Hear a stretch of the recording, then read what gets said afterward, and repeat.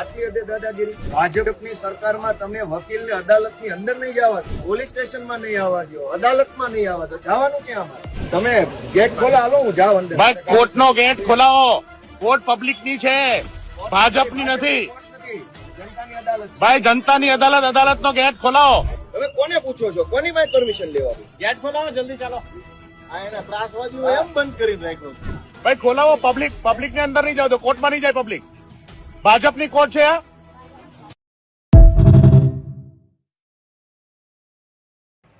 હવે મિત્રો, ગોપાલ ઇટાલિયા અને ચૈત્ર વસાવાવાળો જે અત્યારે છે મુદ્દો ચાલી રહ્યો છે કે ચૈત્ર વસાવાના વકીલ તરીકે ગોપાલ ઇટાલિયા જાય છે ત્યારે તેને કોર્ટની અંદર જવા દેવામાં નથી આવતા, એક ડિસ્ટ્રિક્ટ કોર્ટની અંદર. હવે જ્યાં સુધી મેં વાંચ્યું છે ત્યાં સુધી કોર્ટની અંદર કોઈ પણ વ્યક્તિને જવા દેવાની છૂટ હોય છે. પણ આપનામાં કોઈ જો કાયદાનો જાણકાર હોય તો મને જણાવી શકે છે કે કોઈ સ્પેશિયલ કેસની અંદર એવું પણ થઈ શકે કે દરેક વ્યક્તિને જવાબ દેવામાં ના આવે, એવું બની શકે ખરું?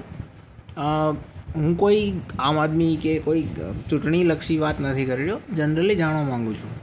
શું એવું થઈ શકે કે તમને જવા દેવામાં ન આવે સ્પેશિયલ કેસની અંદર? કારણ કે મેં જ્યાં સુધી સાંભળ્યું છે ત્યાં સુધી દરેક કોર્ટ એ એક ઓપન કોર્ટ હોય છે કે છે અને તેમાં કોઈ પણ વ્યક્તિ જઈ શકે છે. તો શું કોઈ એવો સ્પેશિયલ કેસ હોય ત્યારે તમને જવા દેવામાં ના આવે એવું બની શકે ખરું?